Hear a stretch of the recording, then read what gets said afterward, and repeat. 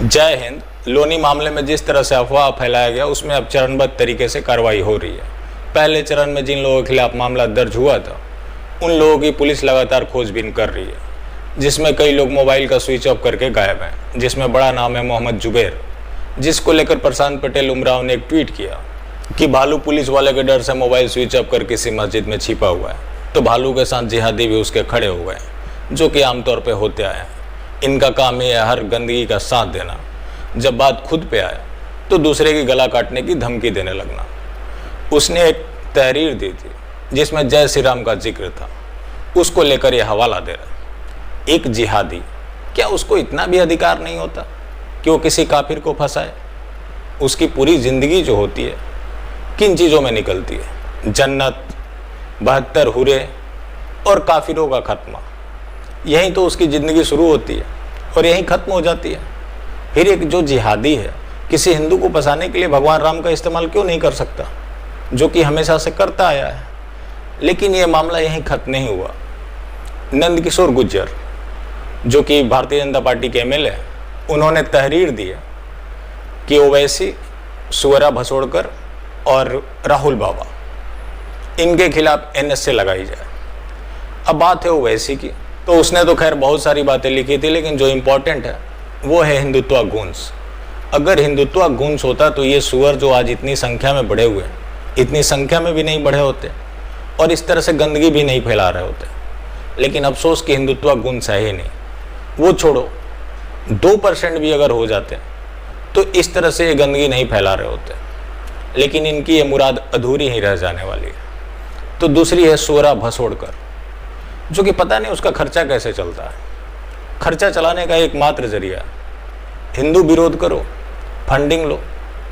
मेरे ख्याल से तभी उसका खर्चा चलता होगा, वरना वैसे तो उसकी फिल्में चलती नहीं है। बात है उसके उंगली करने की, तो आपने एक बार लाइव देखा ही है उंगली करते हुए।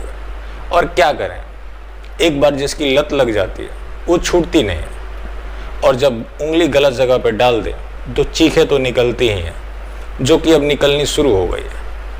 तो तीसरे हैं हमारे राहुल बाबा, जो कि इच्छाधारी हिंदू, मतलब समय और परिस्थिति के हिसाब से वो अपने आप को बदलते होते हैं।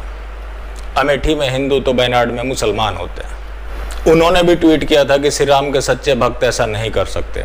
बिल्कुल सही कहा था। ये तो करने वाले आसमानी भक्त थे, जो कि भगवान श्री राम को बदनाम करना चाहते थे। वरना जितने लोगों का नाम है उसमें ये लोग इजली काउंटिंग कर सकते थे। लेकिन अगर ये इजली काउंटिंग कर लेते तो फिर जो इनका प्रोपेगेंडा है वो कैसे चलाते? लेकिन मामला इस बार थोड़ा गंभीर है। योगी जी ने भी उधर क्लियर कट इंस्ट्रक्शन दे रखा है कि इनको छोड़ना नहीं है।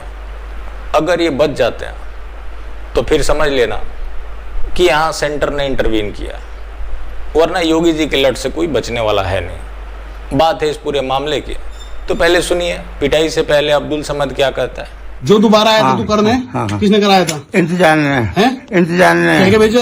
कह के भेजा के ये मेरे बस में कर दो। हाँ, मेरे घर के ने जो तमीज वो भी सब दे के गए हो। अच्छा, हाँ बस ये सब इंतजार के कहने से गए? इंतजार के कहने से। ये झूठ तो बोल के गया ना, तू ये कर दो वो कर दो, मतलब भूत थारे के पर झूठ रहे थे नहीं? हाँ, इंतजार ने क्या भेजा था? कहा कि ये मेरे पेपर में आ जाना चाहिए। हाँ, इनसे मेरा काम है, इनसे मेरा काम है, इनसे मेरा काम है। हाँ, ये क्या भेजा इंतजार ने? बस शुरू से बना। और जिसने प्रवेश से मिलवाया था वो इसके बारे में क्या कहता है, वो सुन लीजिए। लिया, बोले ठीक है सर, लिया। तो सर लाने के बाद मुझे उनका 7 बार उतार के कुत्ते को खिला दे। तो सर मैंने खिला दिए। तो सूफी जी बोले मैं 3-4 दिन में आऊँगा। बोले ठीक है सर सूफी जी। वो आ गई 5 तारीख को। 5 तारीख को इम्तियार भाई बोले मेरे से तू परवेश के यहाँ पर इसको लेके चला जा। तो सर मैं स्कूटरी से लेके चला गया। जाने के बाद वहाँ पर सर पहुँच गया मैं वहाँ पर। तो परवेश ने फ़ोन करा सर इम्तियार भाई को, उसको आदिल को फ़ोन करा। ये सारे लड़के 3-4 लड़के इनको आदिल लेके पहुँच गया। फिर इम्तियार भाई को फ़ोन करा, उनका ऐसे बात है सूफी ने तेरे ऊपर इल्ज़ाम लगाने को ऐसे कह रहा सूफी। इंतजार ने कही मुझसे ऐसे कर दे। अच्छा, मतलब सूफी जी ने बताया कि हाँ। इंतजार के हाँ, कहने इंतजार पर। ने कहिए नुको ऐसे कर जैसे घर पर। क्या हुआ था उसके घर में, कोई गड़बड़ हो गया? सर उसके 4 महीने का बच्चा मर गया। उसके बाप का किसके? परवेश के हाँ। परवेश के उसके बाप का एक्सीडेंट हो गया। परवेश ने जहर खा लिया। तो सर वहाँ पर आया, फिर इंतजार को बुलाया वहाँ पर। इंतजार को बुलाने के बाद तो सर वहाँ पर इनकी बातचीत हुई आपस में। सूफी जी को वहाँ पर भेज दिया इन्होंने गोदाम में। वहाँ पर सर सूफी जी की दाढ़ी वाड़ी कल्लू ने काट दी। सर काटने के बाद सूफी जी कोई बात नहीं, वहाँ पर इनकी बात। अच्छा, ये बताइए कि आदिल को जब फोन किया था इसने, प्रवेश ने, तो आदिल के साथ कौन कौन आया था? सर अनस, हाँ, आदिल, हाँ, मुसाइद, हाँ, आवेश हाँ। और क्या नाम आरिफ। अच्छा, इतने लोग। जी सर। अच्छा, और भी कुछ लोग थे वहाँ? हाँ सर, वहाँ पर मौजूद थे परवेश के। अच्छा, आज भी मौजूद थे वहाँ पर। ये 11-12 तो लोग। जब आमने सामने इन लोगों की पूछताछ हुई है, इंतजार और प्रवेश दोनों थे और सूफी जी भी थे। तो सर ये सूफी जी जुबान पलट गए सर। अच्छा, सूफी जुबान पलट गए। जी सर। इसी बात पे झगड़ा हुआ? जी हाँ, इसी बात पे सर इनका झगड़ा हो गया आपस में। तुम वहाँ मौके पे मौजूद थे? जी। अच्छा, ठीक है। इस तरह से इनका पूरा एजेंडा चल रहा है, कैसे भी करके हिंदुओं को बदनाम करो, सरकारों को बैकफुट पे रखो। इसी रणनीति के तहत तो ये लोग कर रहे हैं। और सबसे हैरानी की बात क्या है कि ये लोग कहीं छींक भी देते हैं तो विदेशी मीडिया तक पहुंच जाता है, लेकिन जो हमारा एक्चुअल दर्द भी होता है वो भी बगल के मोहल्ले तक नहीं जाता, जिसके ऊपर काम करने की ज़रूरत है। हमारे डिफरेंट इकोसिस्टम सो कॉल्ड बने हुए हैं जिनका काम है राजनीतिक गुलामी। अगर आप लोगों का सहयोग रहा तो बहुत जल्द हम पोर्टल्स भी बनाने वाले हैं और सोशल मीडिया का हिंदू IT सेल बनाने वाला है। अक्सर हम देखते हैं कि जो हिंदू से जुड़ा हुआ मामला होता है, बीजेपी शासित राज्य में है तो उसके ऊपर कोई सवाल नहीं करता, क्योंकि बीजेपी IT सेल वाले ऐसा करेंगे क्यों? तो हम ऐसा चाहते हैं कि एक नॉन पॉलिटिकल IT सेल बने जिसका काम सिर्फ और सिर्फ हिंदू कॉज को उठाना होगा, ना कि किसी पॉलिटिकल पार्टीज़ का।